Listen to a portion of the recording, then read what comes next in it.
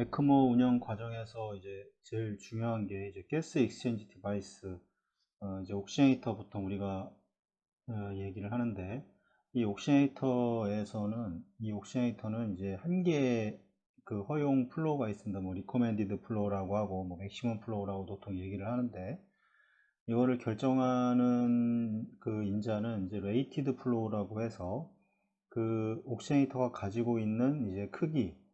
결국에는 이제 BSA를 가지고 결정을 하게 될 텐데, 이 BSA에 따라서 이 플로우가, 이 한 개 플로우가 정해집니다. 플로우가 뭐 7,000ml, 7리터다고 했을 때,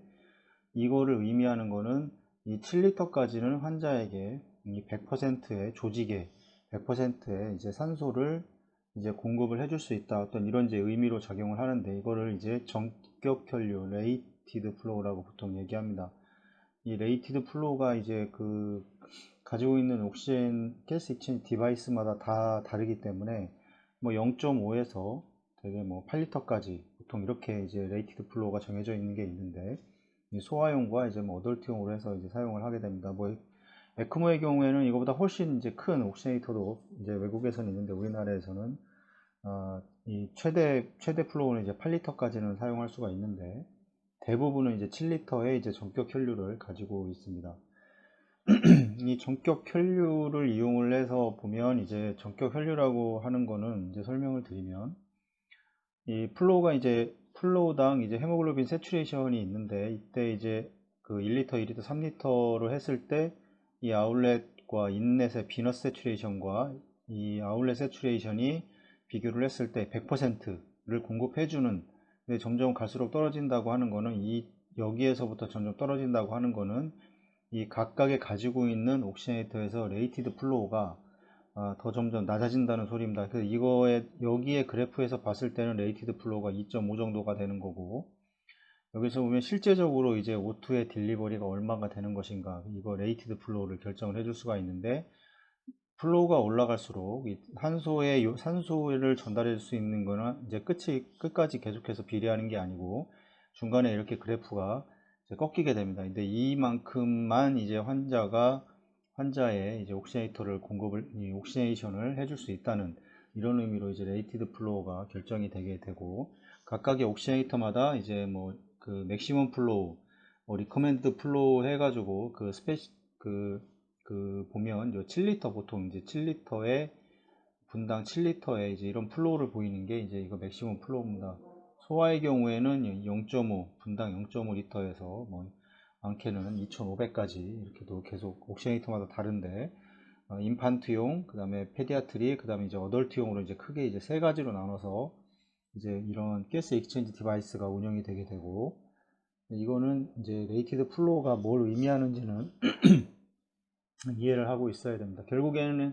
옥시네이터라고 이 가스 익스체인지 디바이스가 물론 O2를 공급을 하고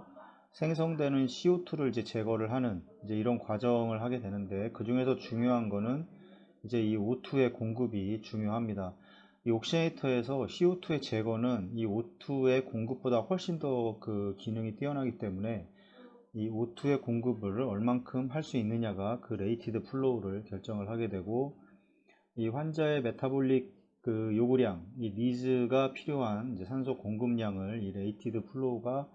이제 결정을 하게 되고, 이 가스 익스체인지 디바이스의 최대 산소 공급량, 이 맥시멀 옥시젠 딜리버리는 이 전격 유량이라고 하는 이 레이티드 플로우로 인해 작동할 때 분당 이제 전달되는 산소량이라고 이제 이야기를 할 수가 있습니다. 이는 이제 가스 익스체인저에 대한 이제 아웃렛 블러드와 이제 인렛 블러드 사이에 이제 산소의 함량의 차이, 세츄레이션으로 보통 SaO2, 이제 SbO2 이런 식으로 이제 얘기를 할 수가 있는데, 이거에 대한 차이를 이제 계산해서 결정을 하게 되고, 이 차이는 일반적으로 이제 4에서 5cc 데시리터당 4에서 5cc가 됩니다. 이 차이가 보통 이제 5대1, 보통 우리가 계속 얘기를 하는데, DO2와 이 BO2의 관계가 이제 5대1이 정상이고 최소 3대1 이상은 되어야 됩니다. 이 값을 이제 가스 익스체인저를 통한 이제 혈류량을 곱하게 되면, 만약에 5cc에다가 혈류량이 뭐 4000이다 그러면 분당 200cc의 산소를 이제 공급을 해줄 수 있는 겁니다. 그래서 곱하게 되면 이제 가스 익스체인지에서 공급되는 산소가 이제 생성이 되게 되고 2.0의 이제 레이티드 플로우의 가스 익스체인지 디바이스는 최대 이제 100cc의 산소를 이제 공급을 할 수가 있습니다. 그래서 최대 옥시네이터가 0.5다 그러면 여기에 이제 5를 곱하면 이제 어느 정도의 산소가 공급을 할 수가 있는지 이거를 알 수가 있고,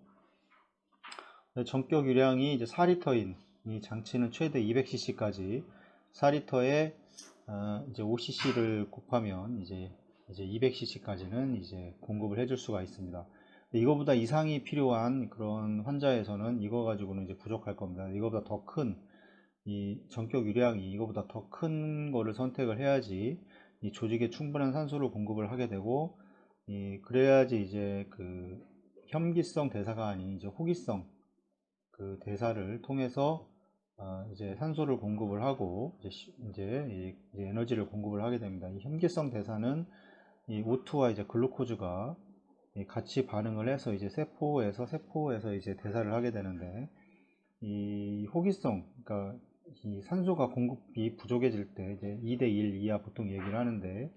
공급해질 때는 이제는 글루코즈만 가지고 반응을 하기 때문에 이거에 대한 부산물로 이제 락테이트가 발생을 하고 이제 조직에 이제 좋지 않은 장기에 좋지 않은 영향을 미치게 되고, 예상되는 이제 산소 공급 요구 사항에 따라서 이 적절한 크기의 이제 가스 익스체인지 디바이스를 이제 선택을 해야 됩니다. 만약에 그래서 이제 옥시네이터의 선택이 가장 중요해요. 옥시네이터는 또 더군다나 이 크기가 이제 정해져 어느 정도 BSA라고 하는 이 크기가 정해져 있기 때문에, 이게 너무 큰 BSA를 가진 옥시네이터를 사용을 하게 되면 물론 산소 요구량은 많이 요구를 하겠지만, 이 문제가 이제 그 히모다일루션에 대한 문제가 있습니다. 그래서 이제 너무 많은 그 혈이석이 된다던가 이런 문제를 체외 순환이기 때문에 이런 문제를 일으킬 수 있기 때문에 그 환자에 맞는 이 전격 유량을 가진 옥시네이터를 이제 선택을 해 줘야 합니다.